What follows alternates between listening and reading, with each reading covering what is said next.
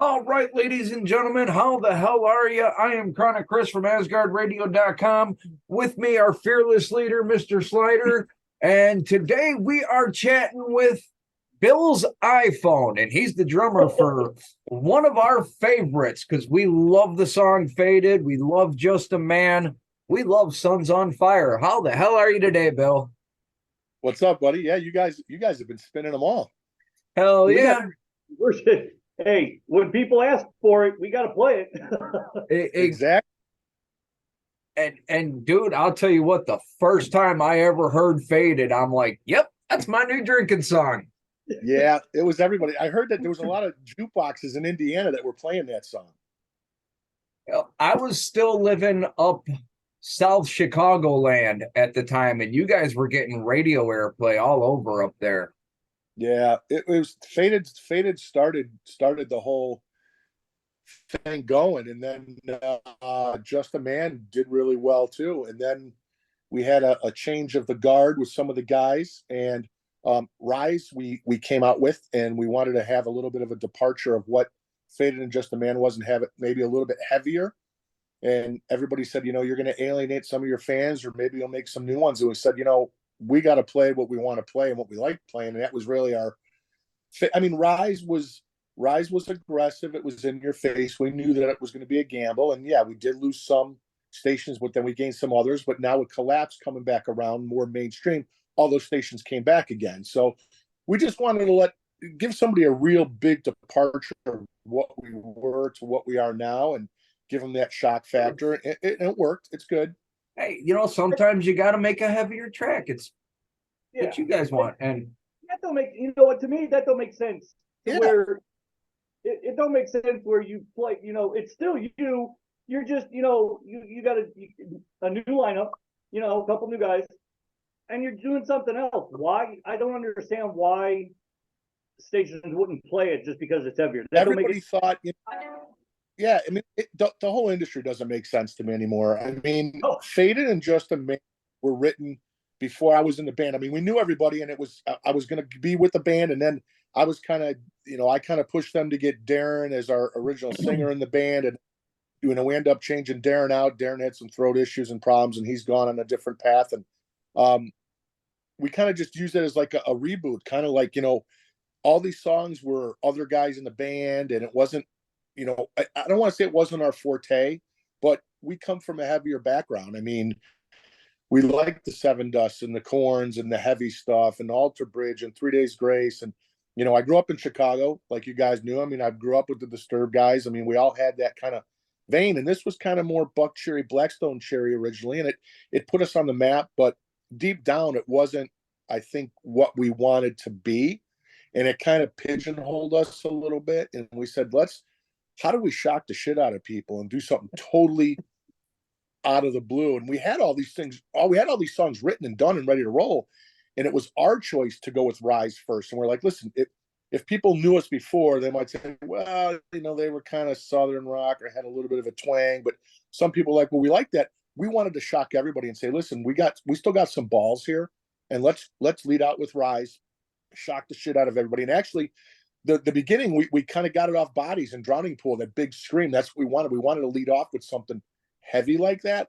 And it came off aggressive, and a lot of stations thought it might have been a little bit too heavy. But I mean, I'm hearing heavy stuff all the time, and I'm like, we're either not heavy enough, or we're too soft, or we're this or we're that. So we're like, you know what, screw it. Let's just do what we want to do.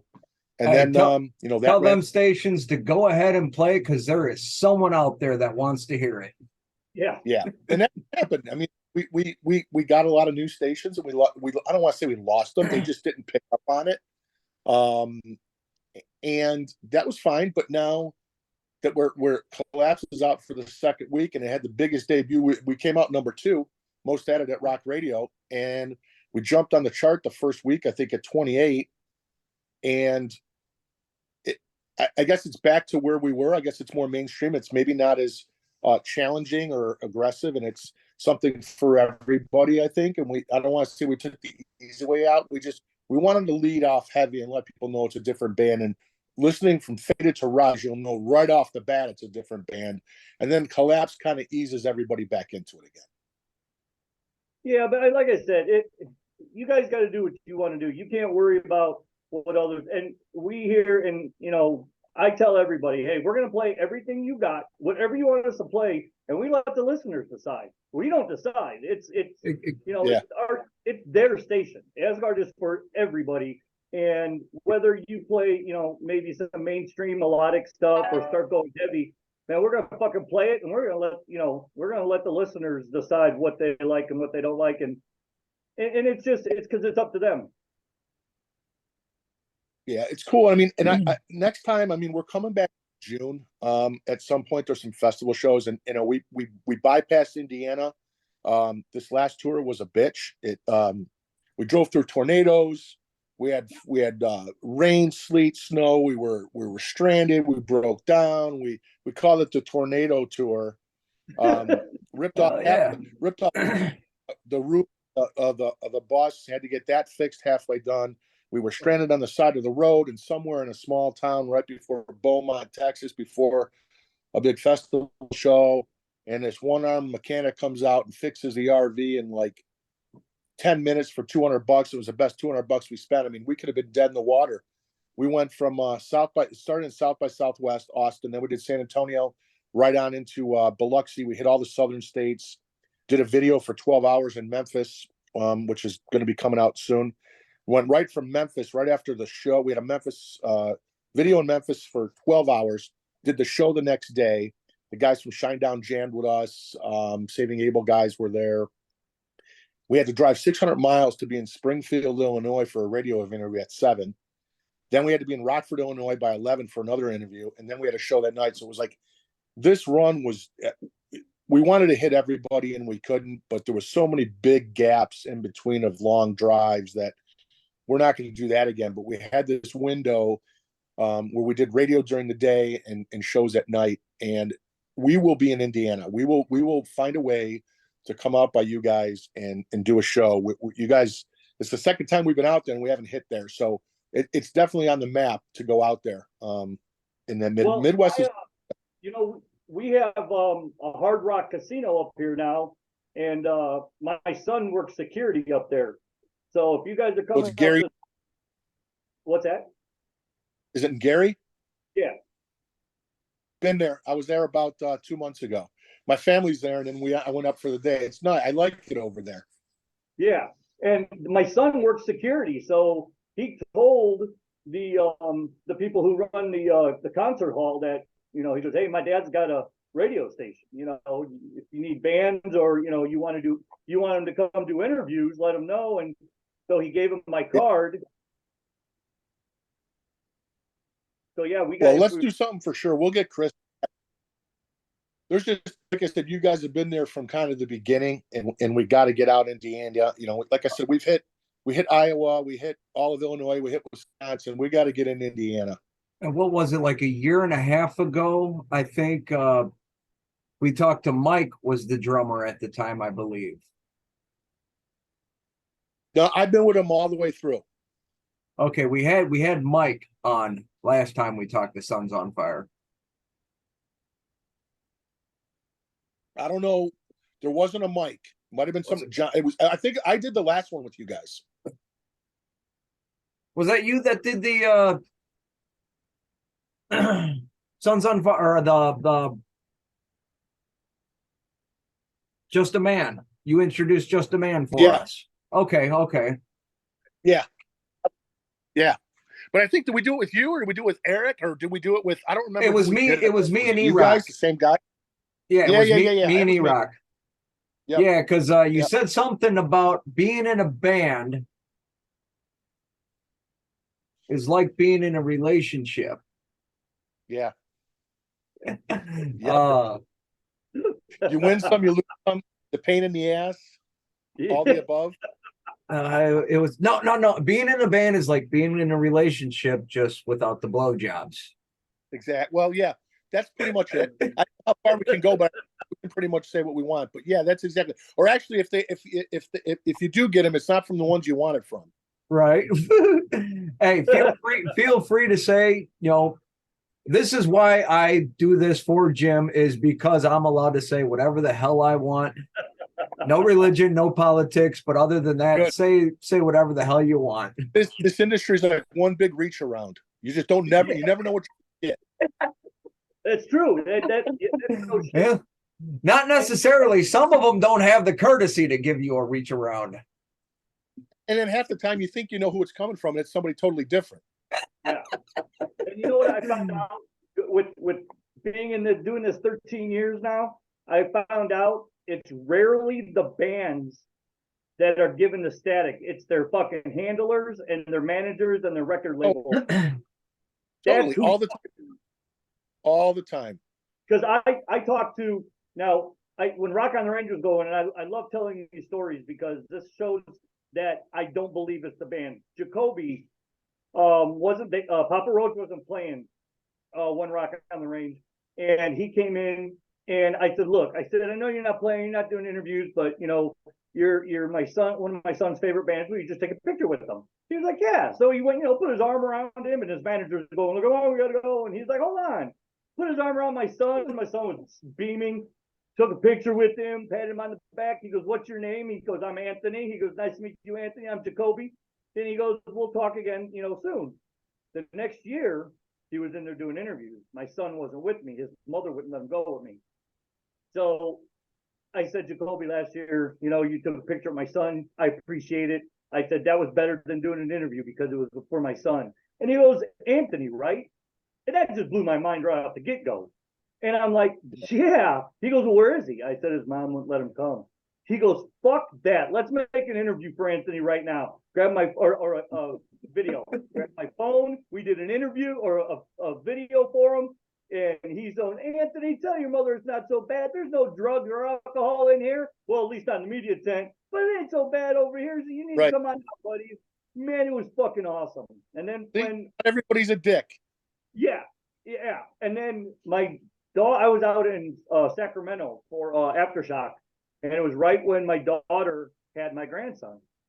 And Asking Alexandria was one of her favorite bands, and they made a video for her congratulating her on the baby. Yep. So it's like, you know, these people, it's not the bands, man. I really don't see it with the band.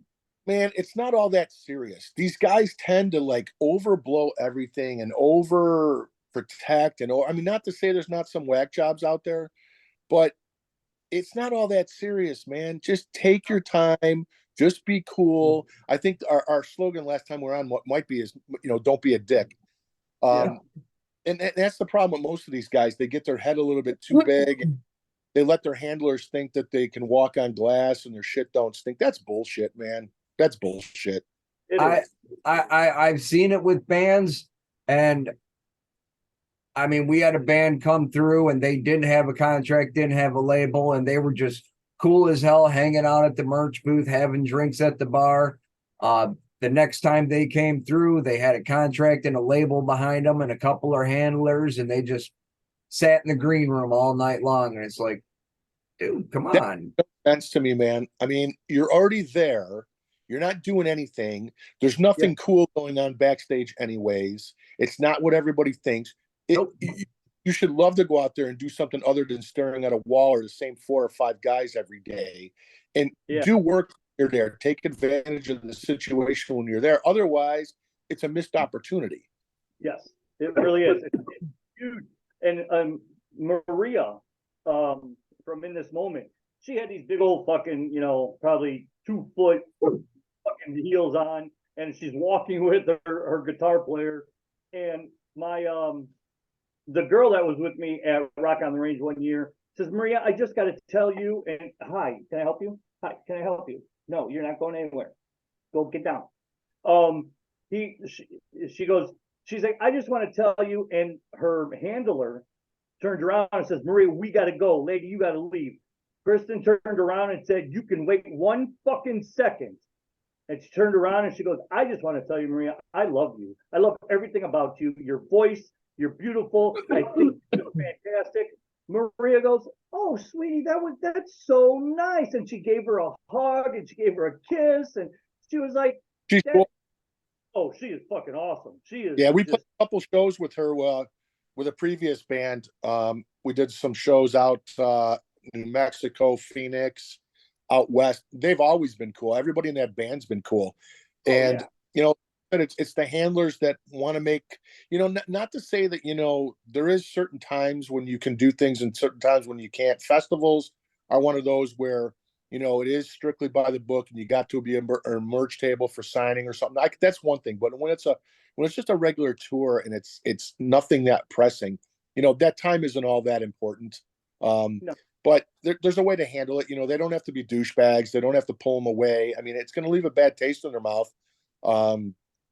Unfortunately, the artist will get the blame for that most of the time. Most people aren't smart enough to know that it's not the artist, it's the person that's doing it.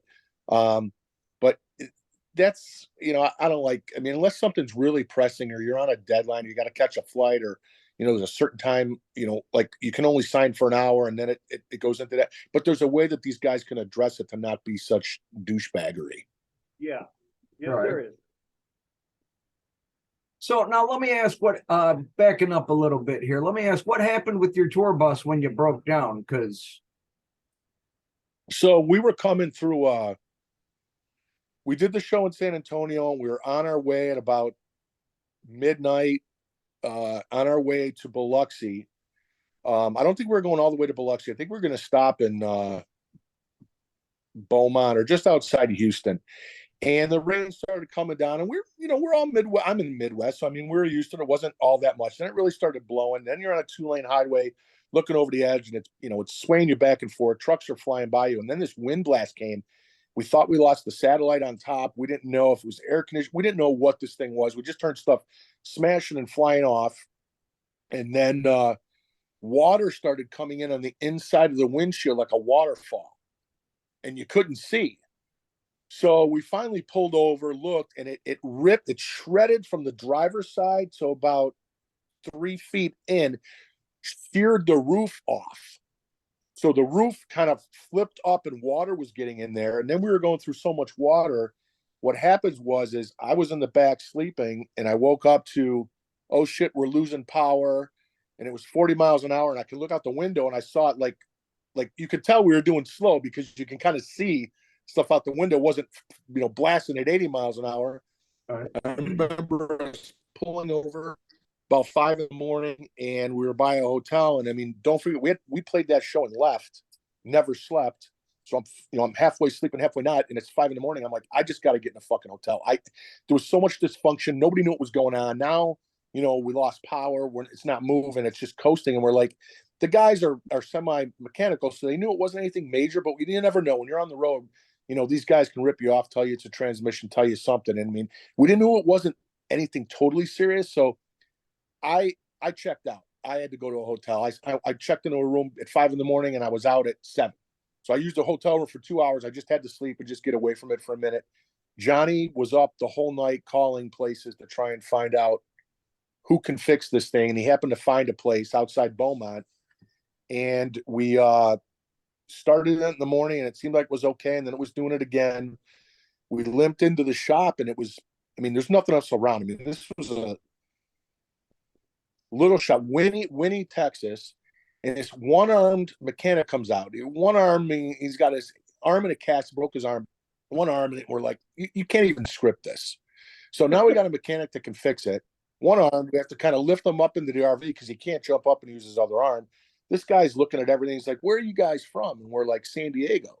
He's like, I'm from San Diego. We're like, all right, we got a connection with this guy now. Maybe he won't screw us. So he starts putting his diagnostic on everything. And he's like, everything's great. He goes, let me look at your air filter. And what happened was the air filter is pretty low on the RV. And water got in it and made the fans of the air filter kind of mush or mud. So no air was getting in there. So you weren't getting any compression. So he goes, this is a quick fix. He ran diagnostics. He goes, this thing runs like a charm. There's nothing wrong. Not tell you anything. In fact, I'm going to order the air filter at Napa. I'm going to give it to you guys to put in and not going to charge you labor. It was maybe $200 or whatever it was. He did a couple minor things, but we were on the road in 15 minutes and that guy saved the tour. Cause I mean, we had all the big money tours and radio fests after this point. If we couldn't have got this fixed, it would have been done. So about 2 hours later, we're on the road. Johnny pulled over. I think we had a day off somewhere in there. He was able to bondo and tape and fix the roof of this thing so it stopped leaking. Anything that could have happened. I mean, then Minnesota and Wisconsin was all ice and snowstorms, accidents, jackknife trucks everywhere. We've seen it all, but that guy in Winnipeg fixed it. I mean, it was amazing. Right on. And that's why I've said, along with our Asgard Connect network, I'd like to see if we can't find a way to get a couple of auto shops in there to help bands out along the way. Yeah. Got a few viewers out there, a couple on Facebook. Good evening, everyone. Carrie, Sherry, Dee Dee, Brandon. How's everyone doing tonight? We're talking to Bill from Sons on Fire. And if anyone's got it out there has anything they want to ask, feel free to chime in. Yep. So how long have Dee Dee's probably got something to say. Dee Dee's watching on Twitch there. I think we've talked to her before, haven't we? Yeah, last time we talked to you. She's a regular. She's been listening to Asgard for 13 years.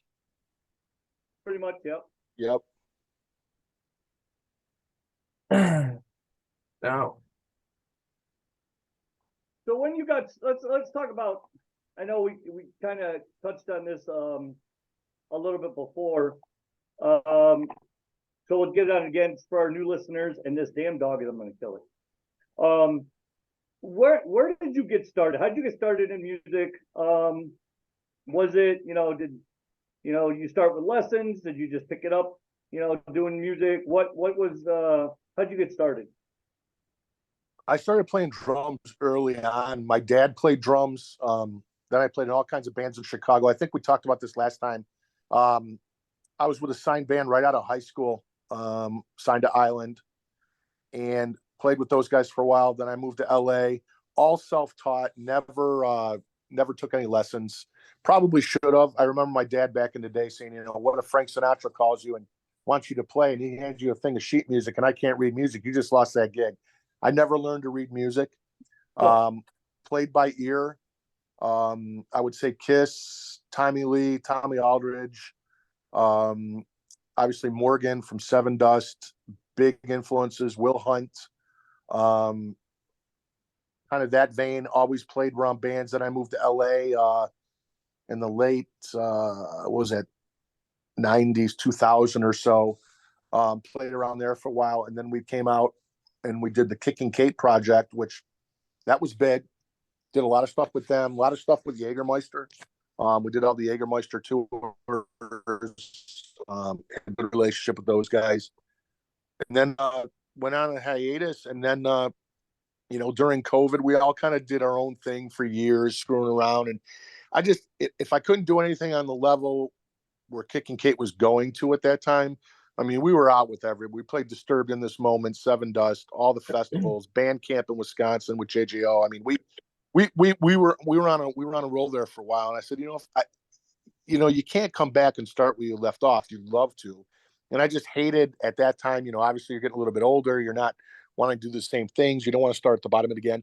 And then this project was kind of put together during COVID. And it was just a project where we all talked about doing something again, but everybody's kind of got their own lives. So we didn't really make a project out of this. We said, let's just, record a couple songs, throw it out to radio, everybody go back to whatever you're doing in your life, and we'll just see what happens. Well, shit, you got to watch what you wish for, because Faded came out and started tracking everybody. We don't have a website. We don't have Instagram. We don't know. That's why our numbers, granted, they look okay, but I mean, for a band that's been around, we should have a lot more, but we weren't prepared for that. This again wasn't a project. This was, I don't want to say a full-time project. This was just a dabble. Let's just see if we have anything that people even give a shit about. And then when Faded came out, we're like, oh shit, we don't even have a website. We don't have a Facebook page. We don't have Spotify. What's Spotify? We weren't watching all this stuff. And then Just a Man came out and was like, fuck, we're really behind the eight ball now. How do you catch up to where these bands, got all these, all these kids, they got all that stuff. They started with that. I mean, last we remember, MySpace was our thing. MySpace is what got Kicking Kate signed back in the day. It was funny because it was the biggest unsigned bands on MySpace back in the day were us, Pop Evo and In This Moment. And all those bands got signed from that, and then we got it, you know, and I wish something like that would come back again, because they had a lot of cool features that helped bands, and Facebook doesn't have a lot of that stuff. Right. So that's kind of it, is we kind of we started that way, and now we're playing, you know, catch up, you know, 2 years later, you know, getting all the numbers to where they need to be. I mean, our Spotify just went up. I mean, we got almost 30,000 streams on Collapse in 2 weeks. There's bands with, you know, 100,000, 200, 500,000 followers. We got, I think, 10,000, 20,000, whatever it is. But, you know, not just music. Now you got to be a social media expert. You got to be doing all kinds of stuff, not just being in a band. You got to manage, you got to post, you got to do Twitch, you got to do Instagram, you got to do Twitter, you got to do Facebook feeds. I mean, it's ongoing, you know.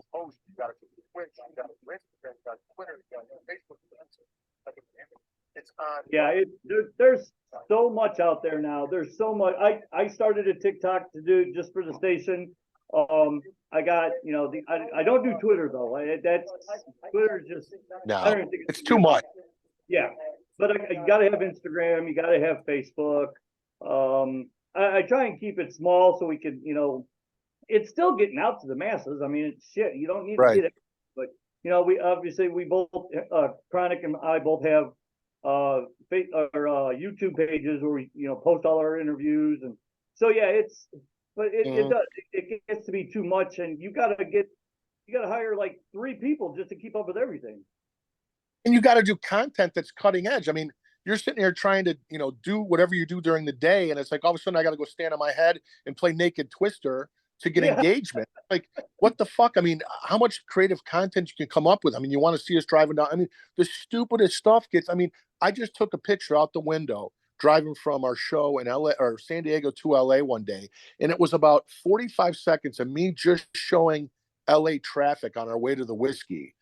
And that got like 10,000 views. I'm like, it's me just showing a picture of traffic, but then we can do a video of the band at rehearsal and you'll get 500 views. So I don't even know what the hell people want anymore. You know, it's just getting, I mean, you have to be so creative in what you want to put out there, and engagement wise, it's just like, Jesus, how much is enough, you know? Yeah, it's really, I was thinking about, because I usually walk around the house before my shows or on a day and talk about, you know, what's going on. We talked about our Sonic Temple ticket giveaways and, you know, all kinds of shit. And I hardly got any views. But then I do something stupid or tell a dumb joke, and like you said, people like it. And I'm like, man, what? I don't know. Maybe I need to lay on my bed all sexy in my underwear and do it. You want to hear good rock music? Listen to Asgard. Do it for only fans. Yeah. That'll probably be funny, and you'll get people. I mean, it's like you're trying to do something different just to get people's attention. Like, Jesus. That would be funny. I should try that for $9.99. Listen to Asgard Radio and exactly. Yeah. Oh my God. Onlyfans.com/Asgard Radio. Yeah. Watch Slider in his underwear. Yeah. So what's coming up with you guys? What do you guys got? What do you guys get going on? Is there anything in the works? Music? Yeah, we've got some more. We've got about 4 or 5 more songs that the drums are done. We just have to get the rest of the guys doing their parts. This Collapse will probably run another 10 weeks to see what we'll do in terms of radio and charting and positioning. And there's a lot of stuff we're doing with that. The Collapse video should be out. We thought we'd have it by now. Hopefully in the next couple days. That's a killer video. It's the first time it's a full-length video, performance video. It's the first time people can actually see the band with the song as opposed to just a lyric video. That'll be out. And then I think we're back out in June and then September again. And I think we're going to record a couple more songs and actually just get this out on an EP. And then we'll kind of see from there, but we're going to do as much as we can with this single. And then obviously the next one's going to be important. So, you know, we'll kind of see what's going on. So you're probably not going to tour for quite a while. Just going to June, we're going out in June again, June and September. Oh, you are going out in June. Okay. Yeah, yeah. In Midwest, though, there's a festival in Wisconsin. I know there's another show booked in Wisconsin in June. I think they're booking some stuff around that. So I would probably think that around the June timeframe we'd be out Okay. probably by you guys. Okay. Do you know I mean, about, if a tour doesn't come available, and we're trying to get on a couple things right now. Obviously, if that presents itself, we'll go do that. But I know we have our own shows booked in June and September. okay. Well, when you guys get, when you're able to put it out, let us know so we can, throw it out there for everybody and let everybody know where you're going to be. And hopefully we can get out there and talk to everybody live and get some good shots of everybody. For sure. For sure. That definitely, I get a lot more what you get connection when we get everybody and everybody's talking and everybody Yep. you can get everybody. Power in numbers. Oh, absolutely, Chris, why is it blurry? Sorry, I knocked my camera over. I was watching the chat and watching the stream and making sure everything's running right.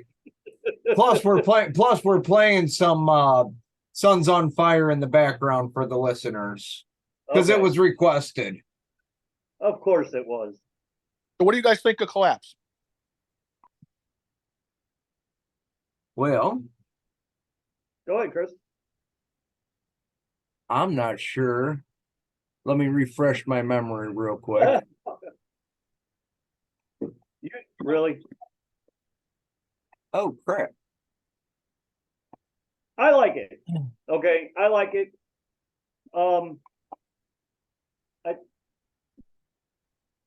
I want that motherfucker's bike right there. Sorry.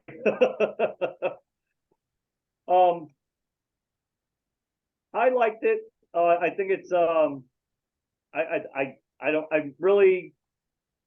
don't know how I'm gonna explain. Whoa.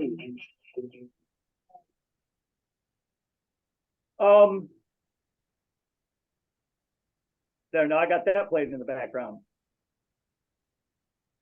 I think, hang on.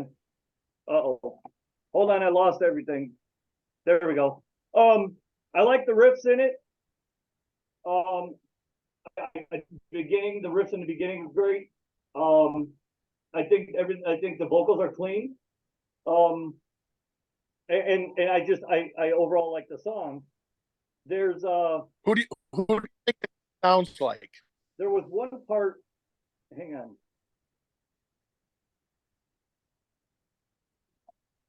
Maybe it wasn't. My first thought we're is getting a some lot of- early Shinedown-ish. Yeah. Yeah, it's got some shine downness to it.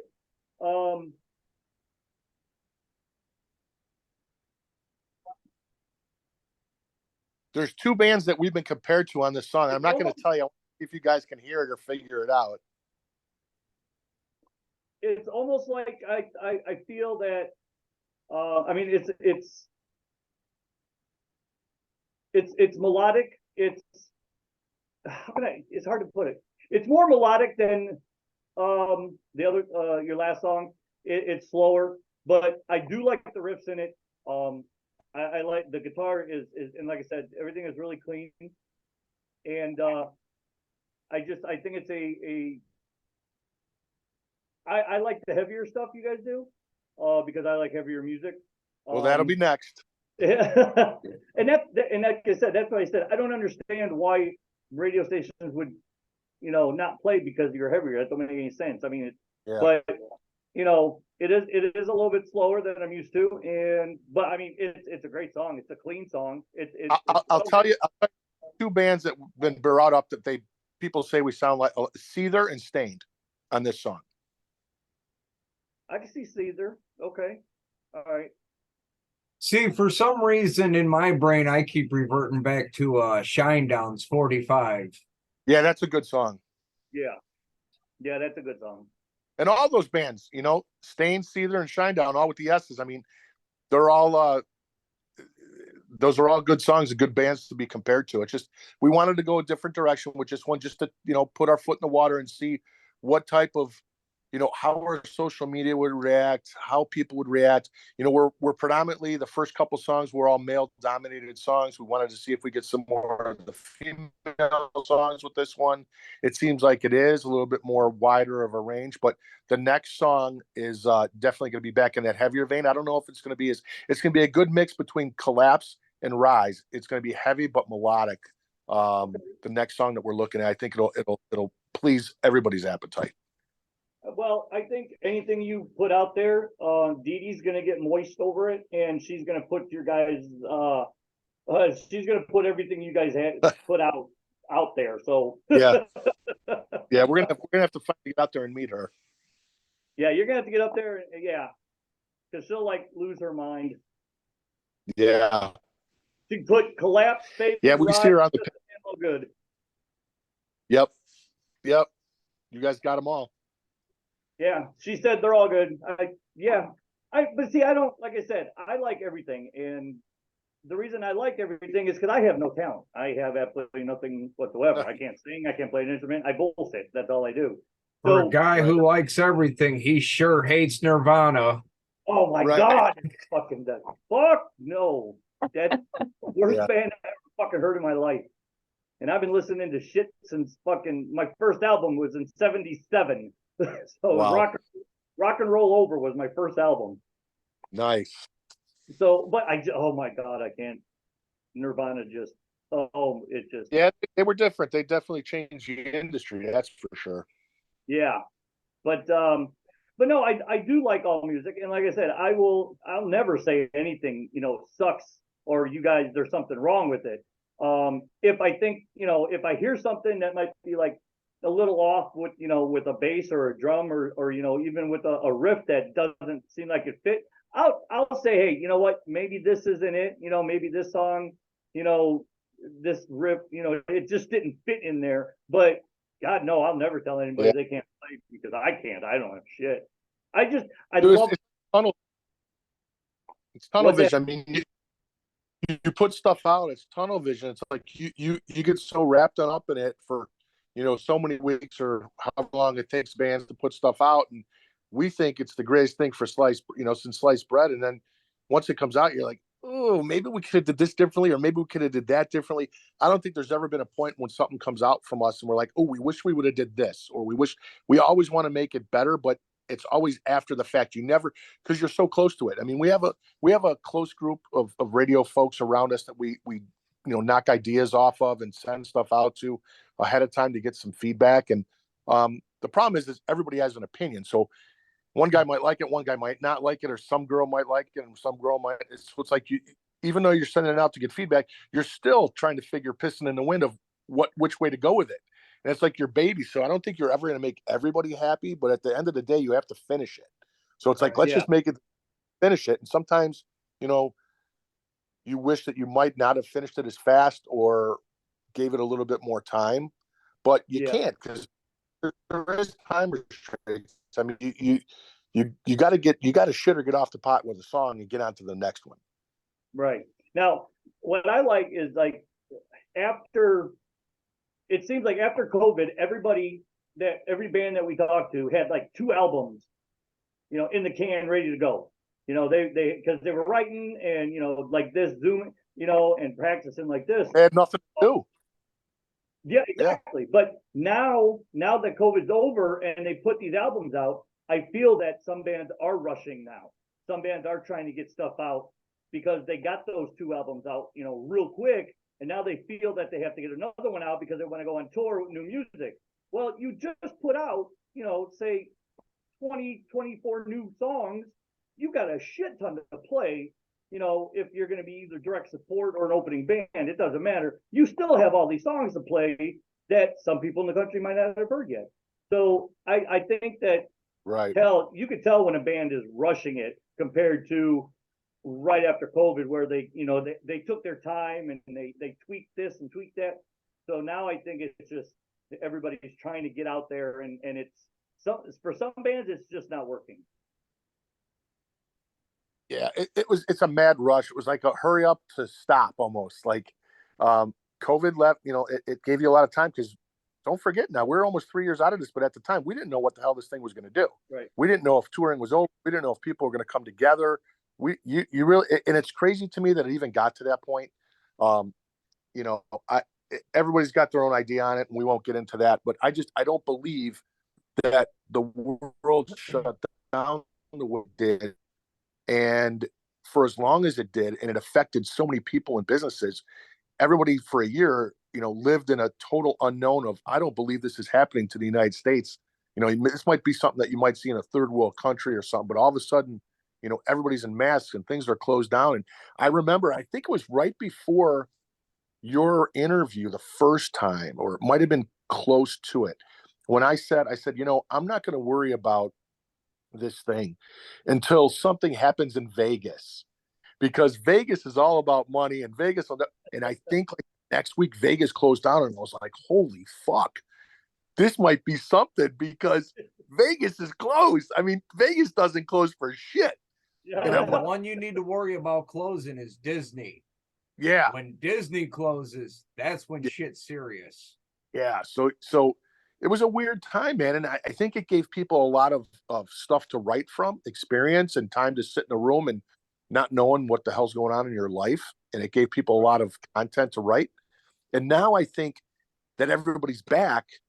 To your point, I think everybody is rushing to get as much shit out there, because now everybody's rushing to go out there and make money again, and rushing out there to go tour again, and rushing, to try and capture whatever market they can. But at the end of the day, I wouldn't rush something that's going to, stand the test of time, or music, or so. I mean, once you're done with that song, it's there. So don't rush it and half-ass it just for the sake of getting out there.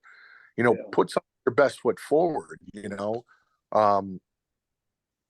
We just work a little bit differently, I guess. I mean, we're never just going to rush to put something out there to put it out. We'd rather tweak it and, maybe go through a couple cycles of people giving us some feedback, and then make a decision on it, and then go on.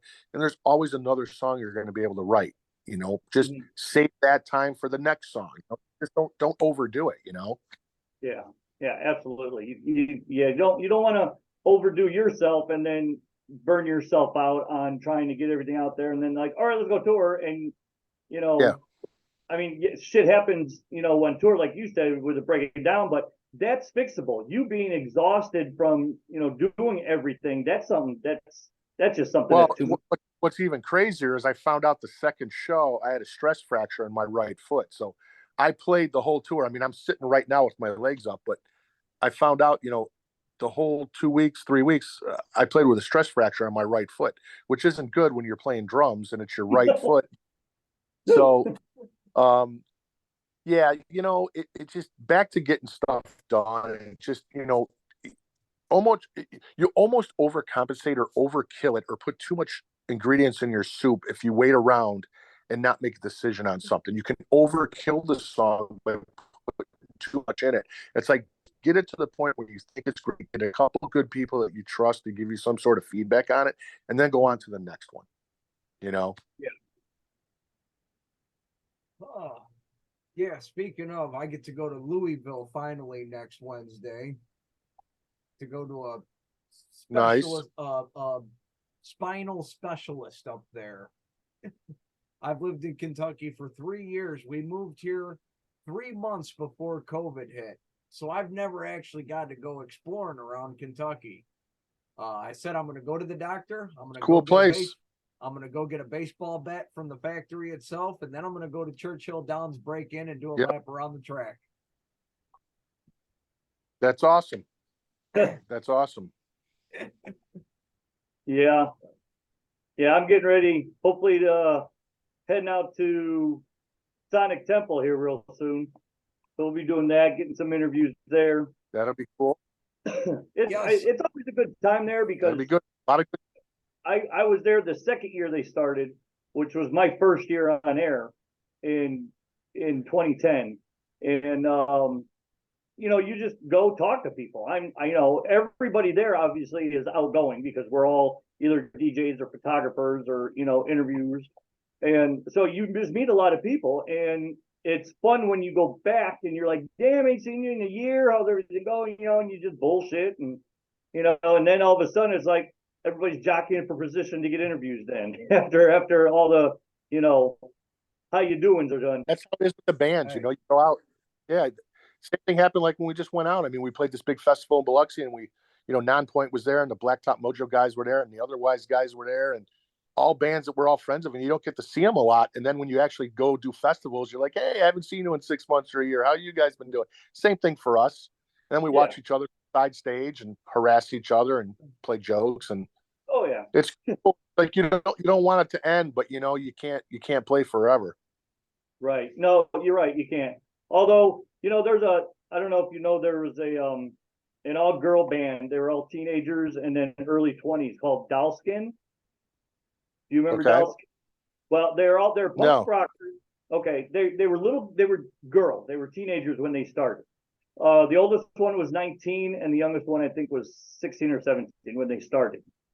And I joke because they just stopped. They've been going for 8 years, I think, and they just quit. And I said on air one day, I was like, I said these young girls are finally grown up. They're all legal age now, and they want to pursue other areas, of their life because they can do more stuff now. And I said, and they're done, and Kiss can't even find the end of their fucking road. That's like Yeah. Kitty. They performed for many years when they were younger, and then they went their separate ways. I believe it was Morgan Landry that went off and got a law degree.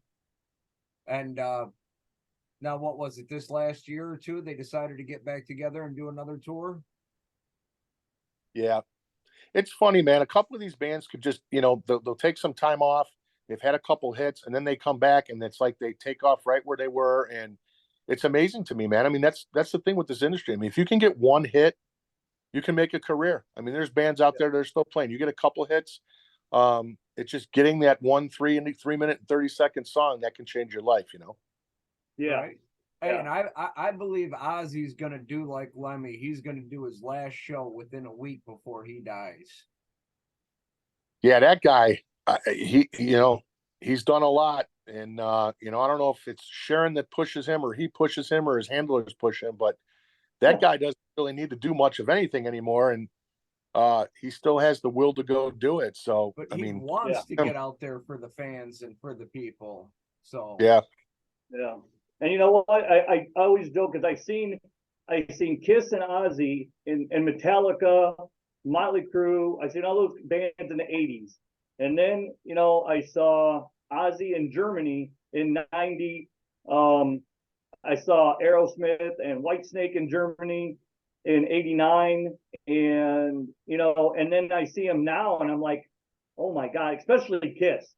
Paul Stanley was on stage and how he used to rub his hair, talking about sexy girls. Yeah.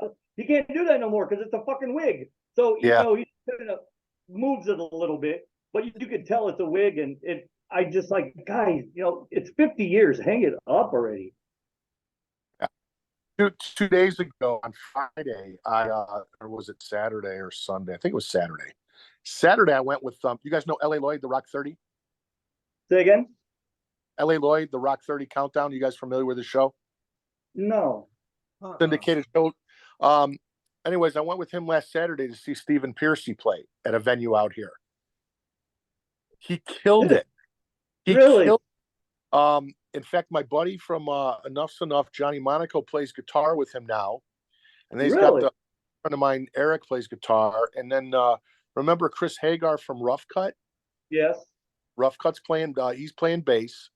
Scotty Coogan is playing drums from Brides of Destruction. He played with Nikki and Tracy Guns' band. And then Steven, and man, they were just as good as Rat was back in the day. Outdoor venue, Steven killed it. He's got to be 60 something years old. Gotta be. He still has it, man. And the songs sounded great. They were timeless. I mean, he's got a catalog. I just forgot how many good songs Rat had. I saw Rat they opened for, oh shit, what was it, 86 or 85 or 86. It was before I went into the Army. They opened for was it Bon Jovi or I thought that too. What's that? I saw that tour. It was Bon Jovi. Okay, so it was Bon Jovi. Yeah, they opened for Bon Jovi, and they were fantastic. I mean, it was unbelievable. Yeah, amazing band. And still, all these years later, people knowing the songs, and it was like every time another one played, I was like, "Wow, I forgot about that song." But he killed it. He had control of the crowd, and he was a guy that, there was those '80s bands that were basically fluff and puff, and then you had these bands that really had it. And Rat was one of those bands that always talented, always good songs, Yeah, and he still has it. It was cool to see him and talk to him. man, that'd be cool to see. That'd be good to see. I'd like to see him. Yeah. Yeah, if you see him out there, his solo stuff, definitely go check it out. You will not be disappointed. And I know, I talked to Enough's Enough at some outdoor venue one year.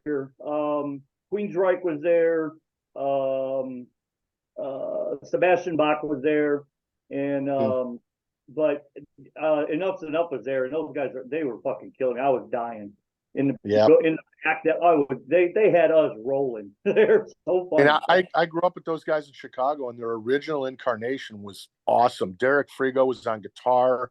Vic Fox was playing drums. Vic went to go on play drums for Vince Neil for I think 2 records. Enough's Enough was ahead of their time, man. They did a lot of good stuff. Yeah, they did. They really did. And now, like I said, we went backstage. It was backstage, and it was media and the artists, and they had like a room set up. It was almost like it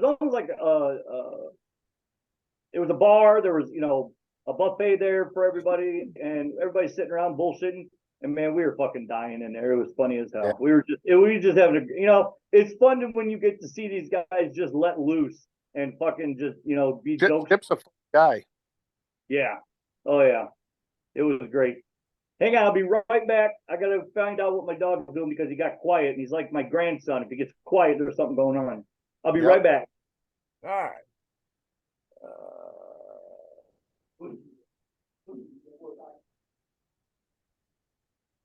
Got to fix a few things here. I just noticed. What the hell did I just do? So let me ask you this, and here's one question I love to ask everybody. Yep. Yeah, that's right, folks out there in the chat. You know what's coming. If you could sit down for dinner with anyone throughout history and just pick their brain, who would you want to sit down and chat with? Is it just music or anybody? Anybody. Arnold Palmer. The golfer. Yep. I like his iced tea. Yep. I'd say Arnold Palmer. Frank Sinatra. Yeah. And I weirded half the guys out I work with today because I was just walking through singing Frank Sinatra at the top of my lungs. just because so old school, man, just to see how things got done back there and the stories that guy can tell. And then Arnold Palmer, because he was classy, he was a golfer. It's a whole different demographic of just coolness. And then, I'd want to say maybe Elvis, but I wasn't a huge Elvis fan, but just to talk to him, he's probably got some great stories. Oh, I'm sure he does. Eddie Van Halen, I was never a guitar player, couldn't play one lick, but he was always somebody that he was a master at what he did. Those are probably my 3 guys, I think. I'm not really a history guy or anything about old stuff. It's just the guys that attracted me. I loved Arnold Palmer just because of how he was, and golf was a thing of mine, and just back in the day to see how everything was back then. And then, like I said, Sinatra and even Dean Martin, just to see the old Rat Pack stories, to see how Vegas was back in the day, or the stories that these guys can tell about the industry. Yeah, that'd probably be it. If you ever get a chance, there's some interviews with Don Rickles, and he was doing. He's funny too. He's funny. God, he was fucking hilarious. He didn't care who he tore up. He tore up everybody. Anyway, they were the roasts were all. Oh yeah, they were talking about. He was doing a show I think, in Jersey, and the guys were like, the gangsters over there. They were like, "Hey, come over here, talk to us. Talk to us." And he was like, "Okay." And he was like, "Honey," he told his wife, he's like, "The guys want to go talk to me." She went to the table, and she goes, "Guys, guns on the table." Now this is back when a woman says something, it's usually done, because Yeah. they ruled the roost, and nobody wanted to believe it, but they did. Every gangster, there were 5 of them. Every gangster at that table took their guns up, put them on the table, and she goes, "Now, Yeah. you can talk Yep. to them." So Yep. he Actually, he had a story about. Go ahead. there would be another guy at dinner, Al Capone. Oh my God. See now, That, I'm friends with his I think it's his grandson or his name's Don. He's a friend of mine in Chicago. That was his great uncle or his one of the two. He looks just like him, but that also intrigued me. Back in the day, the stories that he can tell of how life was back in the day, yeah. now, I got weird Al Capone history. My dad's side of the family busted him, but my mom's side of the family, he had hideouts on their land up in Wisconsin. That's awesome. Awesome. But no, Very cool. I was walking through today and I just started singing Frank Sinatra, and the one kid looked at me and I thought you were a rock and roller. I may be, but you got to know your roots. And back in the day, me, Peter, Frank, Joey, Sammy, we all hung out. They loved me. Yep. Yep. That was a golden era right there, man. Yeah, absolutely. That's when gangsters were gangsters and had class. Their pants That's when Vegas. 3-piece suit. Yep, for sure. All right, you doing your 5 questions with them? I guess we can ask the questions. If you had a dream venue, the one place you would love to play at, where would you want to play? What do they call it in Chicago now? I mean, I'm from there, but I know they changed the name. Is it the United? It's not the United. Is the Rosemont Horizon now the United Center? No, no. Rosemont Horizon is still in Rosemont. The United Center is where the Bulls play. Right, that's down. Oh, it's the Allstate Arena. There you go.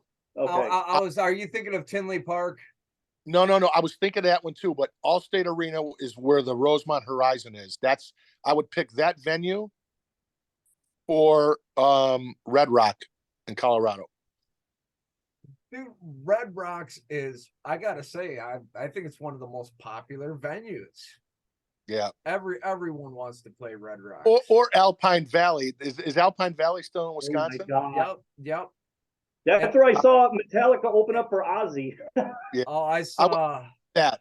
I would pick those just because that's where I'm from. I saw the Grateful Dead, and I don't remember who else was with them. There's reasons I don't remember at Alpine Valley, but and what's cool is when you said that I was living in San Diego. That's obviously where the band was started, and even Kicking Kate was from there. But we got to play the arena in our hometown with POD and Helmet, and that was like the icing on the cake because you always want to play your hometown arena, and we actually got to do that in San Diego. Awesome.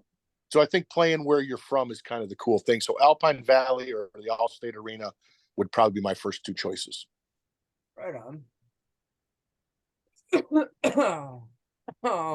Let's see. We already asked. Who's your influences? Tommy Lee, Tommy Aldridge, and Morgan Rose. Seven Dust. Let's see. There's a question I missed. We asked where he got started. Your influences.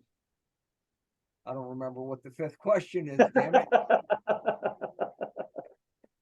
Oh, we recently a couple weeks ago, and I was trying to get you guys in on this at the last minute, but it was kind of last minute.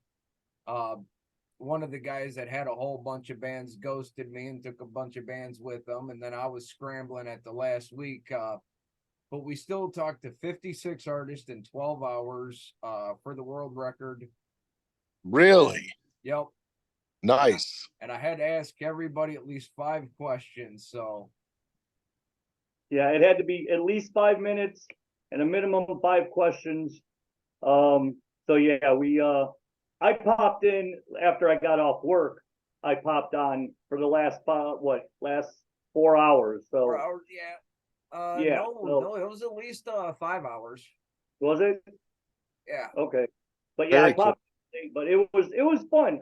And I was eating before I came on, and I was watching how everything was going, and he had control of everything. You know, it looked like the extended family of the Brady Bunch, because there was all kinds of people on. Yep. But I mean, he had control of the whole thing, and I just let it ride. And then of course he had to interview me, and I'm like, I don't interview very well. I do the interviews. Good. So you got the world record now. Well, we don't know. We're waiting to hear back. Yeah, we're waiting crossed, to hear though. back to see if it's official. And like Chris said before, we were talking. It's like we gave it a shot, and excuse me, if we don't get it, we gave it a shot, and we can always try for it again. Yeah. Try for it again and let us know, and we'll make sure you get a bunch of bands that'll get on that deal. Oh yeah. Yeah, I mean, I was even scrambling at the last minute. I think I got 5 bands in the last hour just trying to get, more bands to come, because we had a shit ton, and then this guy just fucking disappeared, man. I don't know what the hell his issue is. I don't care. Yeah, if you need to do it again, just let us know. We'll get a bunch of bands on for you. All Oh right. yeah, we'll Hey, definitely listen. maybe we'll do it again in a year for the 14th birthday. There you go. Yeah, because we did it on the 13-year anniversary of Asgard on April 2nd. Cool. So we did that, and then yeah, we'll do 12 hours again and see where we're, how many we can get. But it'll probably be next year, just to, because we have other ideas that we want to do. I used to do Sliders Rock Wars when we first started, and at the end of the Rock Wars, the 2 finalists were used, because I started it for Chicago bands, but the 2 final artists were either in Northwest Indiana or Chicago.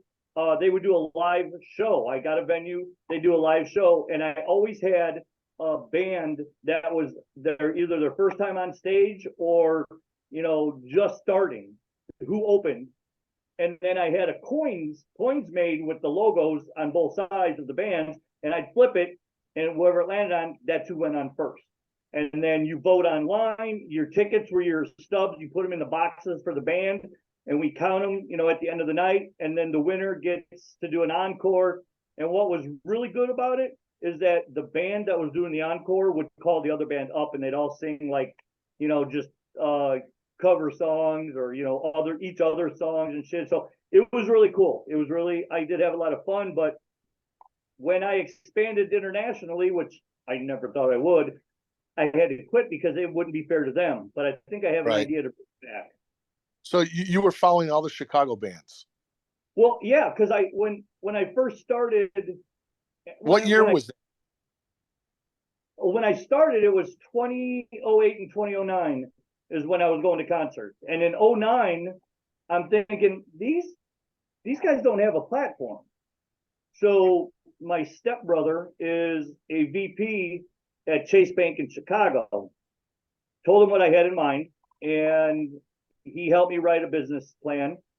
And we were going through all these names because I wanted to get the name before we started building around it, because I wanted the name first and I wanted to get that trademark. So we went through probably 70 names, and the last one, somebody sent me Asgard Radio, and I was like, that's where the gods will go to rock. And it's stuck, and it's been with us ever since. And from the time that came on till the time I went live was 9 months. And April 2nd, 2010 is when I went live. Nice. So that's yeah, cool. 13 years. We got 12 million listeners in 70 countries. That's awesome. Big reach, man. Oh yeah. And like I said, I never thought this.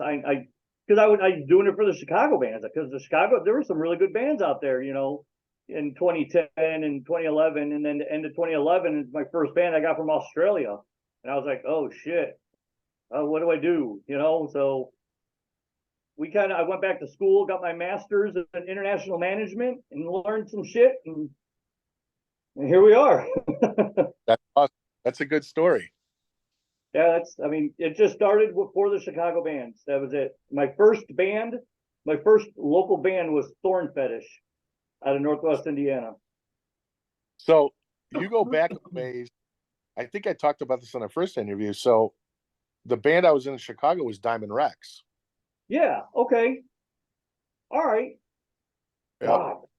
Yeah, that is a long one. Signed to Island in they were signed to Island in the 80s. Okay. And then I did the next 3 or 4 or 5 records with them. And then I think they're still kicking around with the original guys now, but it's more of they're not really doing, they're just kind of playing around. Scotty left in Falls. He did a bunch of stuff on Atlantic.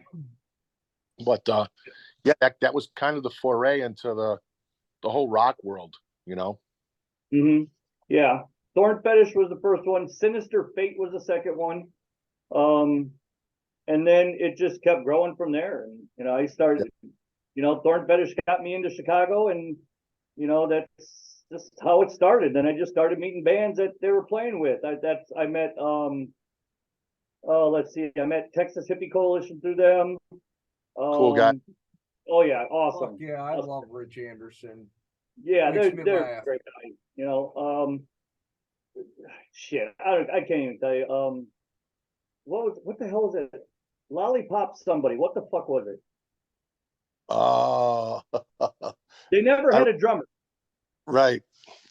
They never had a fucking drummer. They always had a track. Right. Was a lot it of good bands came out of Yeah, a lot of bands did. So, but yeah, that's why I started, because these bands, I thought they needed a platform. You know, none of this pay to play bullshit. You know, not paying radio stations to play their songs, because that's all I ever hear is, yeah, we got to get money to play, you know, get on the air. And I'm like, Dude, no, you don't. you don't even want to get me started. If you don't have $100,000 minimum to break your band, don't even do this. I'm telling you right now, the industry is as bad as it's ever been. I'm not going to come on here and trash the way that is now, but it's absolutely insanity, the way things are now. I mean, it's just talent. Uh-oh. We lost him. I wonder if his phone died. I'll be right back. Dog needs in. All right, ladies and gentlemen, we lost Bill from Sons on Fire. Hopefully we'll get him back. But shit. Lane. They all fucking left me. Oh shit, ladies and gentlemen.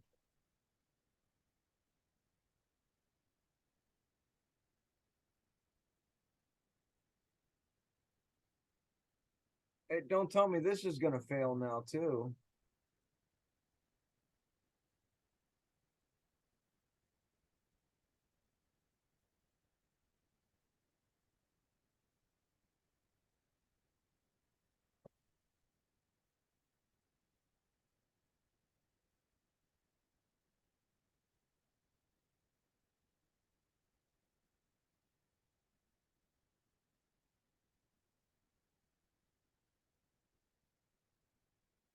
Man down, man down.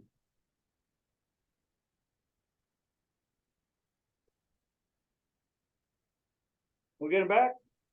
No, we didn't get him back. I wonder if his phone died. Wait, he's coming back. Hey, I'm back. We got him back. All right. Yeah. I said your phone probably died. You've been on Yeah, here. all of a sudden I hit. Yeah, you know, I've been doing these things all day, and it said my power was fine. I'm like, oh, I still got some time. All of a sudden, it was like, bing, it was green. All of a sudden, just went red, gone. So I'm like, oh. So where were we? I I don't know. I was sitting here and then all of a sudden I felt like Garth in Wayne's World and everyone just left me and I didn't know what to say. Yeah. We were just talking about all the Chicago bands and all the stuff that was yeah. cool. Yeah, I think it was Lollipop Tragedy. I think that's the name of it. Yeah, I remember a band like that. Yeah. And you know, Chicago's got a great scene. San Diego, absolutely zero scene. That's why we never play there anymore. It's just it's I don't know what and you know what's funny is when I was at the Rat show with LA Lloyd, he said, the Austin rock scene really has a lot to be desired. And he's like, here you think Austin's the music capital of the world, and the rock scene in a lot of these cities is just non-existent. Yeah, Uh, it is.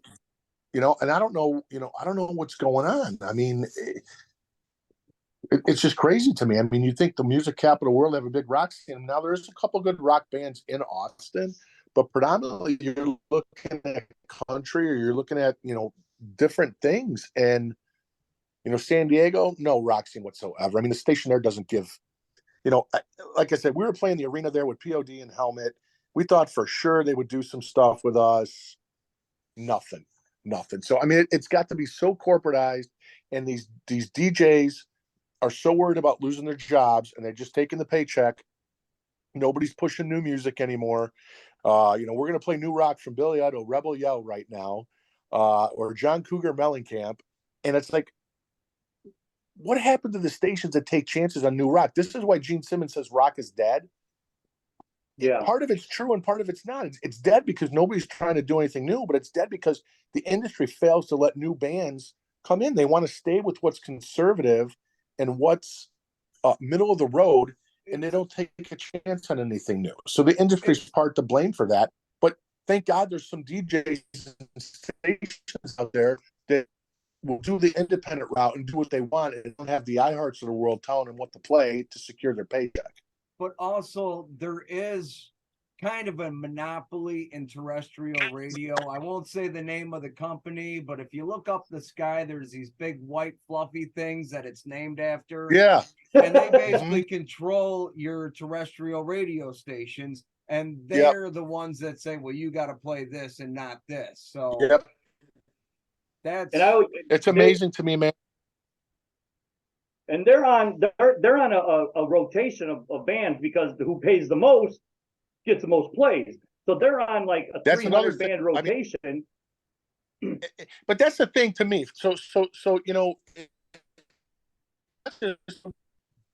we're just going to say it like it is. I mean, you go and all these fests that you mentioned, same bands, just a different part of the country. Where is it where there's different bands or people go see a variety? I mean, and there's nothing against these bands. I'm friends with a lot of these guys, so I'm not going to mention bands, but I mean, you got the same 10 bands are at every festival. The same 10 bands dominate radio. The same 10 bands are always touring together. The same 10 bands. Don't people get sick of that? Don't you want to go somewhere where there's something new to see or open up a pathway for other artists to come through? How many times can you keep seeing the same 10 bands out there? I don't know. Well, see, and that's what I like about Sonic Temple and Louder Than Life, is they have the Space Zebra stage for the independent bands and the bands you haven't heard of, you won't hear on the radio. They give them their chance at those festivals. You'll hear them here, though. You'll hear them here. Yep. You can hear everybody here. It's the same, man. I mean, it used to be, talent, and the music alone would get you somewhere, and now it's, you're paying for ads at this station, or you want to be on this station, you got to pay for an ad at this station, and for people to say that it doesn't exist, open your eyes, man. Because it is. This is about money and business, and it doesn't matter how great a song is. To a certain extent, I mean, there's a couple bands that will have a good sound that it'll break through, but predominantly, if you want to play this game, you better have deep pockets or have a rich uncle or somebody that owns that station, because it's dominated by the top 10 bands, and those labels are spending a lot of money to keep those bands there. Yeah.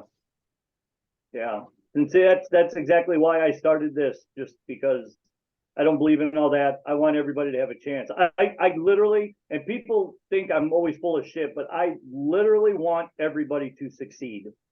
And if I can have just that little part in it by playing your music and somebody hear it, then that's good for me. Dude, remember back in the day, it was, I just did a post about this. Back in the day was radio stations got kudos. I mean, you guys wanted to be responsible for breaking some of these bands. Mm-hmm. You know, I can tell you, like Scott Fox at CPR in Biloxi, he helped break Three Doors Down. You know, you look at, I don't know if it was Madison or if it was Will Rock. I don't know if Will Rock was around when they helped break Disturbed. And, you know, that's when the DJs got their kudos. It was like they wanted to discover the new bands. They wanted to discover and be the guy that put this band and have that friendship. I don't see that happening anymore. I don't see these stations getting behind a band that they like. And I'm not talking about you guys. I'm talking not, you know, I'm not trying to point you guys out. I'm just saying in general, I don't see a station that goes out there and says, I really like this song.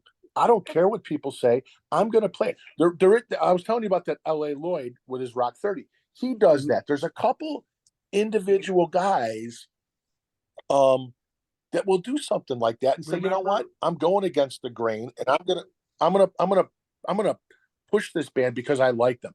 I don't think it's about who the DJs like anymore. It's about what the bosses tell the DJs to play.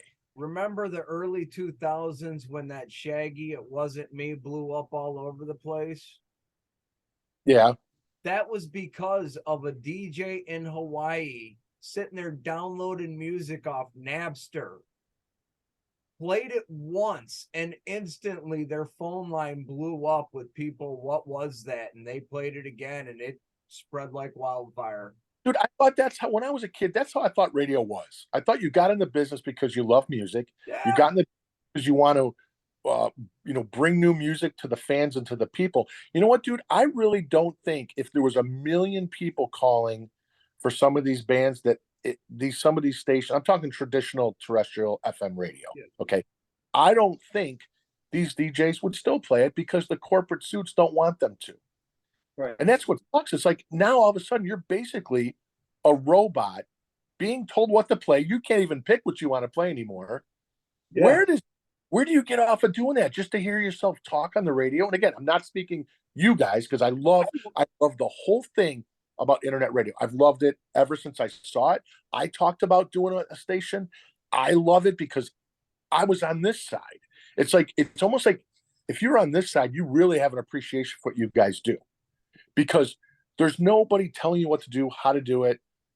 You have a worldwide audience. You guys are like Octane on steroids without the pay.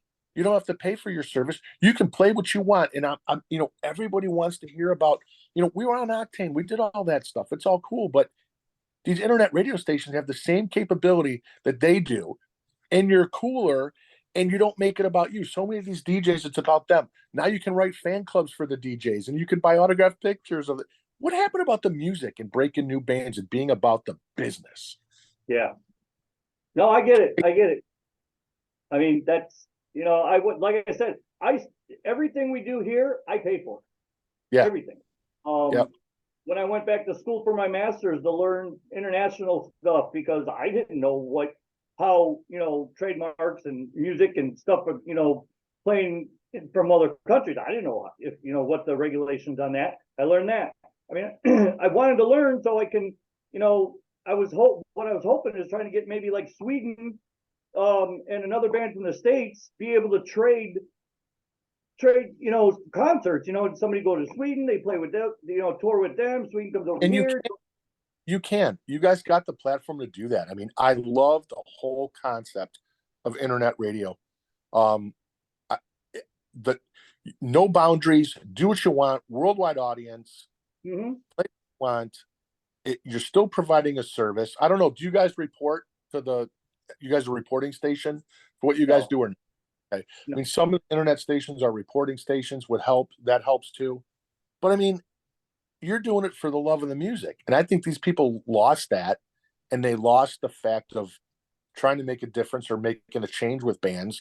And they go in there Monday through Friday, work their shift, get their paycheck, hit a button that's most likely pre-taped, or told what to play. That's it. You're a friggin' robot, man. Very few stations are allowing guys to do what they got in this business for. Yeah. And like I told when everybody started for Asgard, I said, I don't care what you play as long as it's in the rock genre. Somewhere in that rock genre, that's what you got to play. Other than that, I don't give a shit what you do. So Sunday and started. And it's taboo, man. I mean, I get so many of my guys are like, you can't say that, you can't do. I'm not disparaging anybody or saying, I'm just telling it like it is, because most people won't do it. I mean, I've been there, done that. If people are mad, but I'm trying to shed a light on some of these new bands to say, listen, man, I mean, it's not an easy road. It's fun. It's great. You can be successful at it, but you better have a backup plan. You better have money, and of all things, you better have a thick skin and not take things too personally, and don't take no for an answer. Find your way around it. But ultimately, things have to change within the industry for any of these new bands to break out, or you have to be super, super unique and different. And even then, you're going to need some of these bands, some of these labels, or some of these guys to come around. And it's they're not looking. I don't know if they're really looking. I think they're complacent with the big bands that they have. But these big bands that they have now are going to get older. They're going to get stagnant, and there's going to be a time where there's going to have to be new rock from somewhere, and somebody's going to have to fly that flag about supporting that new rock. And I don't see it, man. I mean, the older I get, the more I've done this and do this, it's not a rosy picture. A lot of guys when do the interviews, they're like, try and keep it. I'm like, no, if they're going to ask a question, man, I'm going to tell them how it is. I've seen the way this is, and it's not fun, man. It takes, you spend all your life and all your money and time trying to create your craft. Then you get to the point where you're finally pretty good or good. Then you get into a band. Then you have to make sure the other guys in the band put as much time and effort in that you did. Then you got to be lucky enough to be able to write a song. And then once you get a song, do you put it on Spotify? If you don't know where to go or how to do it, you're stuck. And there's so many bands that we played with that are great, that have great songs. They're never going to go anywhere because they don't know how to do it, or they don't have the money to do it. And it's like, man, it just seems like in the 80s, man, people were getting signed left and right. It didn't even care. You look like this, you're signed.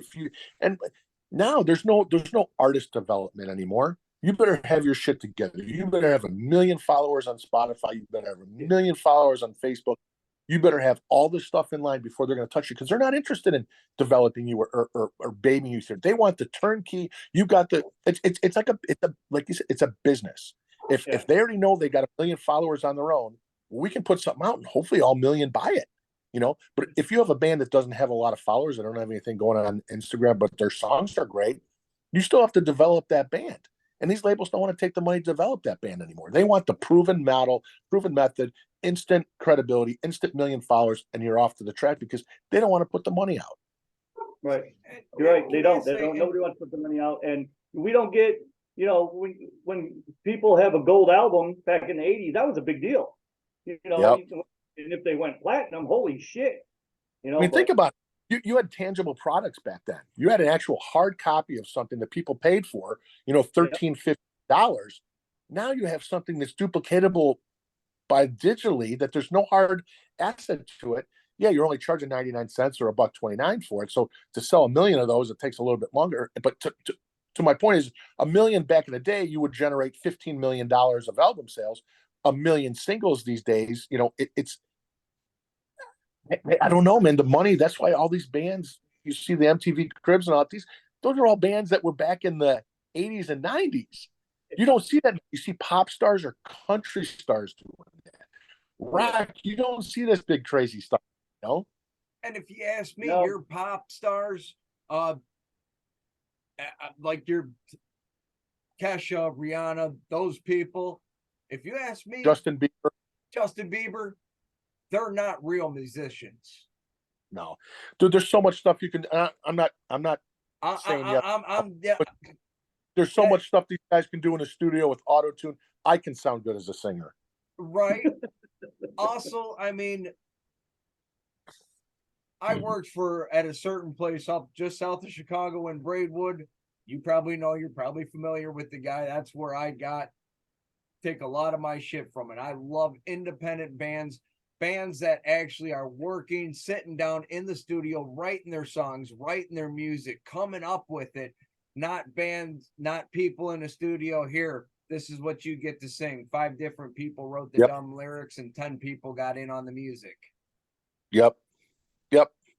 But how do you take this? How do you take this group of guys like you and guys like us and get them in a room or in a group to be able to help support and grow this thing? It's hard, you know. These all these independent thinking guys like that have to form an alliance to be able to bring music to the masses again, and it's an undertaking. It's all about, if you ask me, it's all about trying to have the louder voice. Like right now, Yep. we're live on Twitch, we're live on Facebook, and we're being recorded for YouTube. Yep. So That's it. And you got like you said, you got to have the loudest voice. You got to have the, you got to be bigger than yourself, because you've got to take, I want to take Sons on Fire. I want to take, let's see, what I got all these bands right here. Ghost of Sunset. This band from Canada, Malanky. Or Milanco, I don't know. Cattle Decapitation. Well, we know them. Rat Breed. Hail Sagan. We got Sagan. I just want to make everybody bigger. That's all I want to do. And it's cost me thousands of dollars over the years, but I believe in what I'm doing. So that's, I love the Chicago bands, Backlash, Scars of Armageddon, Prison City Brigade. And then when I moved down here, it was hard to find a scene, but I went to see Texas Hippie Coalition and then the Almas. And then I went to Nashville, and you would be surprised at the metal scene in Nashville. That's great. Like I said, Memphis was cool, man. I mean, we were actually in Memphis the day Wayne from Saliva died. Oh, really? Yeah, we were playing a show in Memphis with our guitar player, Sean Morgan, was from Paper Cut Massacre. He also played in Joan Red. They're from Memphis, and they did a Joan Red reunion, and Zach Myers from Shinedown came down to jam, and Jared and Scott from Saving Abel came down to jam, and we all got there around the same time for Loaded and around 3, and we all knew what happened to Wayne, and then about 5:30, that's when things changed, and that's when we found out that he died. And he's from Memphis, so it kind of went like a Nirvana tribute almost, where you saw the outpouring of people just he was a big guy in Memphis. Saliva did a lot of stuff. The Memphis music community out there is very strong, very close knit. That was a weird place. I mean, I always remember Memphis because, like I said, I haven't been to Memphis in years. But we did the 12-hour video there one day, and then the next day was the show, and then that's when Wayne died. But very cool place. But I mean, that's a very close knit group, and everybody was super cool there. A lot of Memphis guys came from rock from out that way. I remember when Joan Red cut their first album, and then their singer died. Yeah, well, that's the reason. So that's, if you look on our social media, we just did Anthony died, and Sean was in Joan Red, so it was a Joan Red reunion, and Sean had a bunch of different singers. So Jared from Saving Abel sang a song, two songs. Zach Myers played guitar in another song, and then they had special guest singers throughout the night play, which was really cool. Yeah, it was sold out. It was great. If you look on our social media, line was around the door. I mean, it was really, really cool. And then it kind of, came kind of a somber place after Wayne, but very cool. Like you were saying, Nashville metal place. I mean, you think it would be country, but Tennessee's really, really got it going on. Tennessee does. Yeah, they do. Over there in the comments, Sherry said, musicians now are all computer sound and auto-tuned, and you know who started that whole thing was Cher with that song Believe. Yeah, would you believe? Yeah. Yep, and that's what started auto-tune for everybody wants to use it. And then probably Britney Spears. Yes. Britney Spears. Yeah. But yeah, I mean, and you know what? I get pop music and I get what they have to do, and there's I mean, even Ozzy. I mean, everybody's got some sort of thing in the studio. My thing is, if you can't pull it off live, that's a real big disconnect. I mean, I know people have backing tracks, and there's stuff with it. But I mean, when it comes down to live, I mean, try and do it where don't make it so obvious, on the record that you can't pull it off live. Is my whole thing. You got to be able to play live. Right. Yeah, you got. Yeah, I mean, if you can't play anything live, then you can't. I mean, I don't get. I know that a lot of there's still a lot of Milli Vanillis out there. Yeah, there is. Yeah, but I see it all the time, there really was a reason for Milli Vanilli. Those two guys had beautiful voices, but you could not put them on camera because no one wanted to look at them. Yeah, I don't know, man, but you know what? They pulled the wool over the industry's eyes there, and that shed a light on some things. And I don't know, man. I guess I'm just old school. I mean, I know, we just started with an in-air system, and we have an opening track that we do some stuff with, and we're dabbled with it on this tour a little bit. But I'm just more the old school guy that get up there and play it. I mean, Stephen Pierce, you saw him, no tracks, no backing track. This guy's 60 something years old, and he brought it. You look at some of these bands. I mean, Seven Dust. You mean. You just got to have the talent to bring it. Otherwise, why are you doing it? Isn't it about playing? Do you want to make it so perfect that I liked going? I used to remember Westwood One back in the day. They would do the live concerts, and I remember listening to those. I loved how it wasn't perfect. I loved live albums more than the recorded albums, just because you heard all the nuances and you heard the crowd, and it was, maybe the kick drum wasn't as loud as it should be, but you know what? That's what was cool. There was an energy to it, Now everything is have to be so perfect, and everything has to be on, and you double track and triple layer things, and I get it. I'm old school. I just like the old get up there and slam it and jam, Hell yeah, and those people that like to have sex to music should always do it to a live album, so that way you get a cheers and applause every 3 to 5 minutes. Exactly, right? 3 to 5 minutes, you're gonna have to keep starting that thing every other minute and a half. Let's call a spade a spade. Who we kidding, right? Settle down. I'm going to give you 10 minutes, but it's going to take me 10 times, honey. Hey, why does the rock star rub one before having sex? Why? You got to release the single before you make the album. Bum. I'm going to use that one. That's great. Someone told me that the other day. I said, you know what? I'm using that from now on. Yeah, that was a good one. So I heard one. This little boy came up to his dad and said, "Dad, why did you name my sister Teresa?"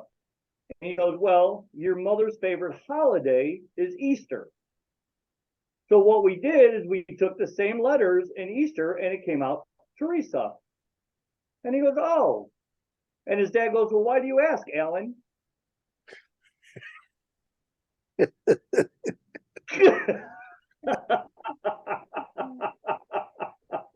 Oh God!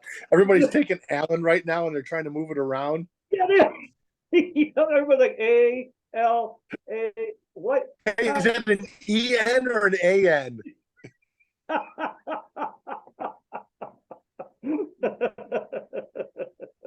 Oh, yeah. God.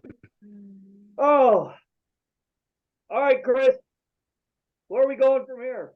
All right. Well, ladies and gentlemen, we have been sitting here hanging out with Bill from Sons on Fire. Holy shit. Hour and a half now. Yeah. And I didn't realize that should be a world record. I was going to say, we intended to do this for like half hour, 45 minutes, but then we just sit there and get to chatting and talking away, but no one cares. I think we did that last time too. Yep. Probably. It happens. But ladies and gentlemen, it has been a blast hanging out with Bill and chatting with Slider and everyone tonight, but I do got to get some dinner and go spend some time with the wife tonight. We do appreciate everyone hanging out here with us tonight.